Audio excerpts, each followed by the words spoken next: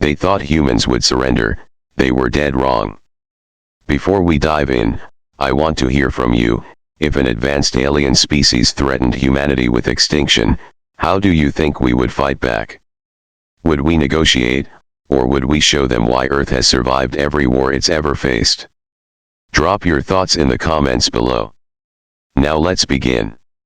The Tir-Kal Empire, a name that sent chills across the galaxy. For centuries, they had been the undisputed apex predators, conquering world after world with brutal efficiency. They did not negotiate. They did not offer terms. Their philosophy was simple: the strong rule. The weak are erased. And now, their sights were set on humanity. Inside the grand chamber of the Galactic Council, the air was thick with tension. Chancellor Jose McNulty stood alone, his gaze locked onto the monstrous figure before him, Supreme Commander Forca, the Tir-Kal warlord whose very name meant destruction. His jagged exoskeletal armor shimmered with the golden sigils of conquest. His black, slit-pupil eyes gleamed with something far worse than hatred: certainty. A race that cannot defend itself does not deserve to exist, Forca snarled, his voice a deep, guttural growl. Silence fell over the chamber. Some alien delegates averted their gaze. Others, those who had already thrown their support behind the Tir-Kal, remained still, their expressions unreadable. McNulty saw it. The shift. The fear. The acceptance. Some of them had already chosen a side. He clenched his fists. He had seen this before: tyrants flexing their might, demanding submission. But what the Tir-Kal had failed to understand, what every empire before them had failed to learn, was that humans do not bow. The trap was set. The lines were drawn. The war was coming. And the Tir-Kal had no idea what was waiting for them. First blood, the ambush that ignited the war. War never starts with words. It starts with fire. The Tir-Kal did not hesitate. There was no declaration of war, no last warning, no ultimatum. They struck without mercy, without restraint, a brutal, calculated ambush that shattered any illusion of peace. At the edge of the Galactic Council's neutral zone, 6 united Earth defense warships floated in perfect formation. They were not there to fight. They were a diplomatic escort, carrying ambassadors, negotiators, and peacekeepers. Their weapons were powered down, shields at minimal levels, standard protocol in a demilitarized space. Then, the void erupted. The first warning came in the form of a silent explosion, a flash of light as the flagship Argonaut was ripped in half. Its hull, once a proud symbol of human diplomacy, split apart like fragile glass, molten metal spraying into the darkness. A second later, the Olympia, caught mid-maneuver, was skewered by a column of plasma fire that tore through its core like a spear through flesh. Panic surged through the fleet, but it was already too late. They had walked into a trap. A formation of Tir-Kal warships emerged from the darkness, their hulls camouflaged against the void. They had been waiting. Cloaked in the shadows, watching, stalking until the perfect moment to strike. The remaining human ships scrambled to raise their shields, to send a distress call, to do anything, but the onslaught was relentless. One by one, they were eviscerated. Human bodies, diplomats, officers, crew drifted lifelessly through space, their uniforms scorched, their insignias torn. The fleet wasn't just destroyed. It was erased. The message was clear: this was not war. This was extermination. Far away, in the heart of Sidonia Command, Admiral Caleb Reiser watched the transmission in grim silence.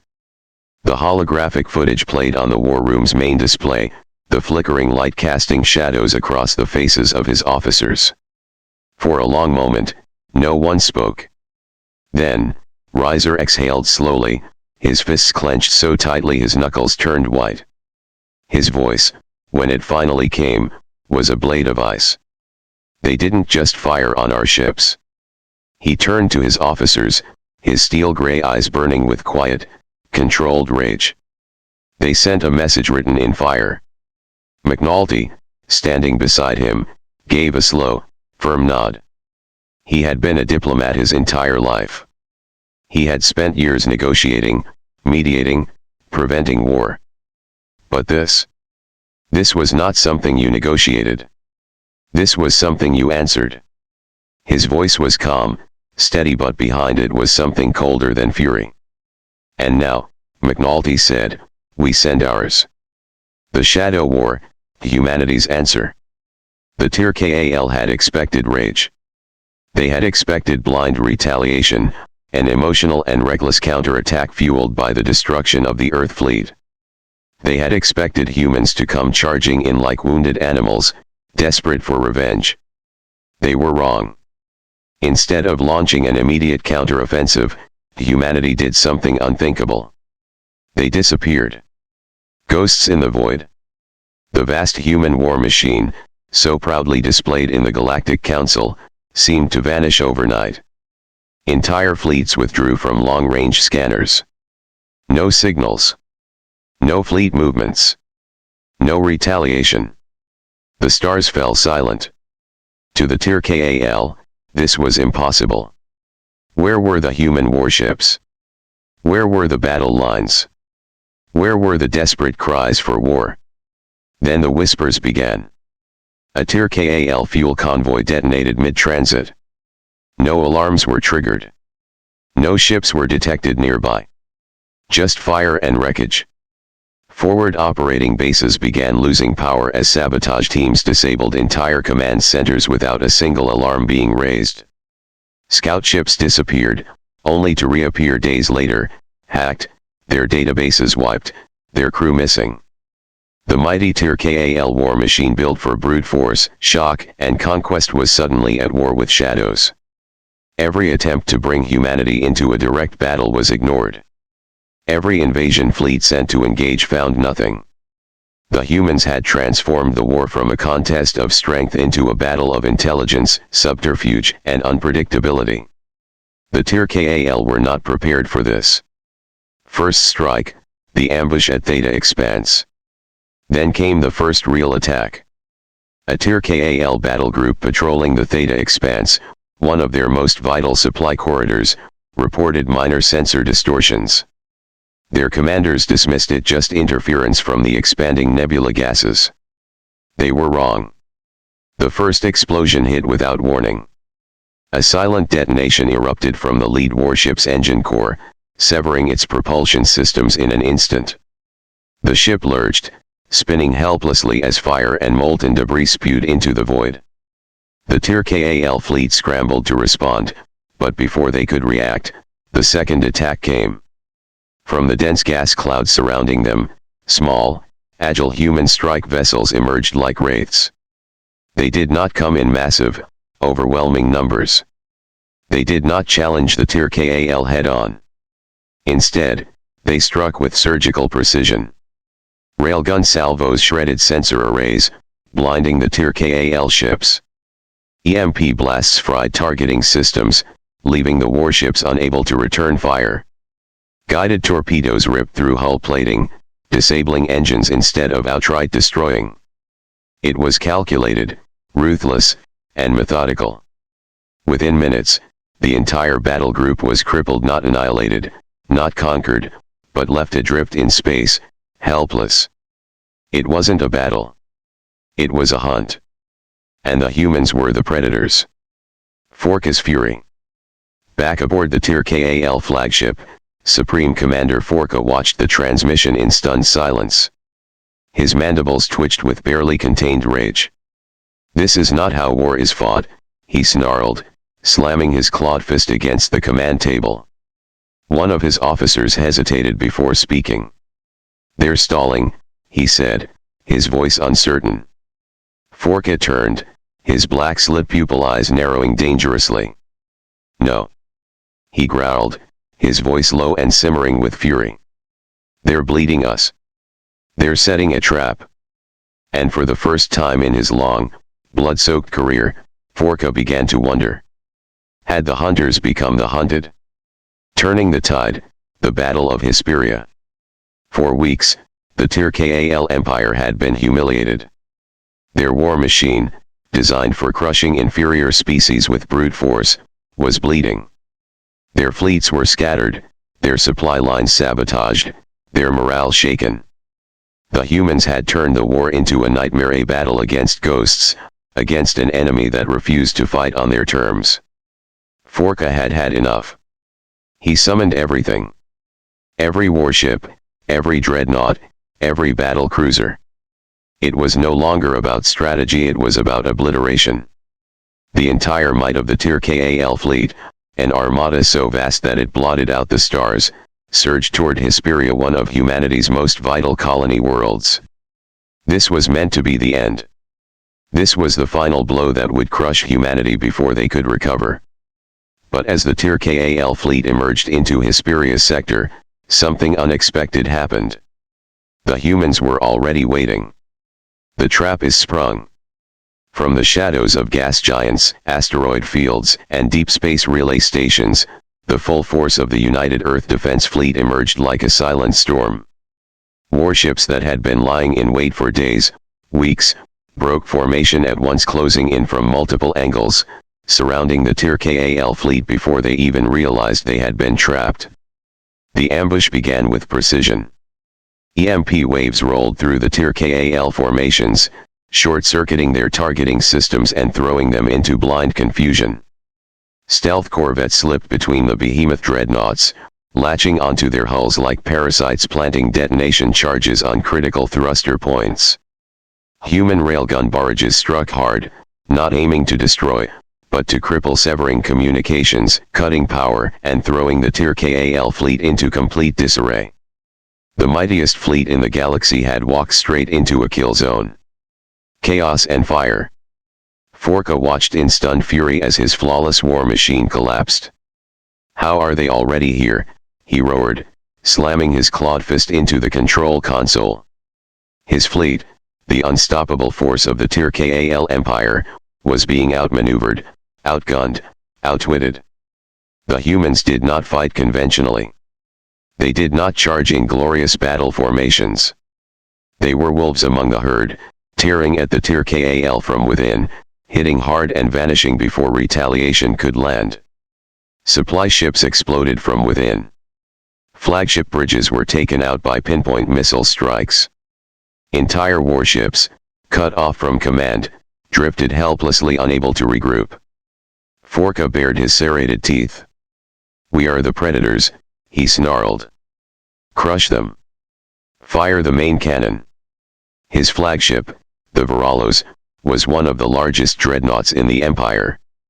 It carried a weapon unlike any in the galaxy, a plasma lance capable of vaporizing entire capital ships in one shot. Then, a massive human warship drifted into view. The Harbinger. An ancient, battle-scarred relic of past wars, its hull pockmarked with centuries of battle damage. It did not maneuver, did not fire, did not evade. It was just floating, waiting, a perfect target. Forka sneered. "They send a corpse to fight me? Pathetic." Fire. A colossal plasma beam erupted from the Veralos, the sheer force of it ripping through space like a god's fury. The Harbinger was vaporized in an instant, its remains reduced to molten debris drifting in the void. Forka let out a satisfied chuckle. Then he noticed something. The humans weren't panicking. They weren't falling back. They weren't breaking formation. Admiral Caleb Reiser, standing aboard his own flagship, watched the wreckage of the Harbinger drift away. And then he smirked. "Got you." Forka's eyes widened.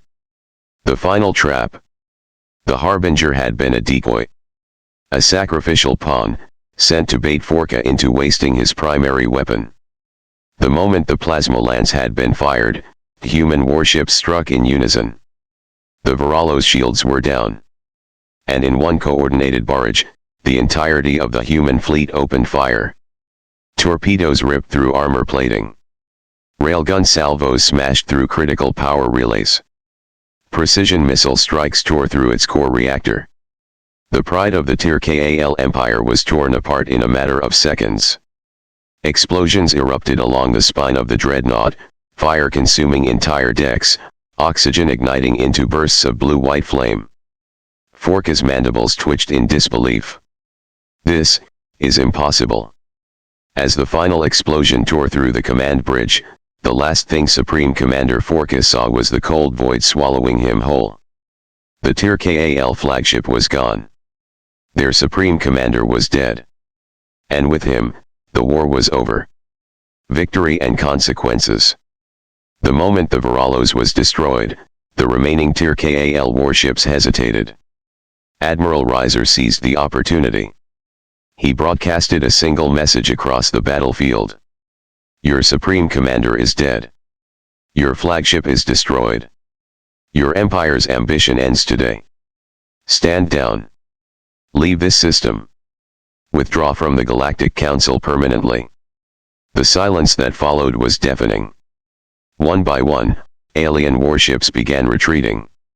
The Tyr-Kal allies, sensing the Empire's downfall, abandoned them. The Empire that had conquered dozens of worlds that had ruled the galaxy through sheer terror was now alone.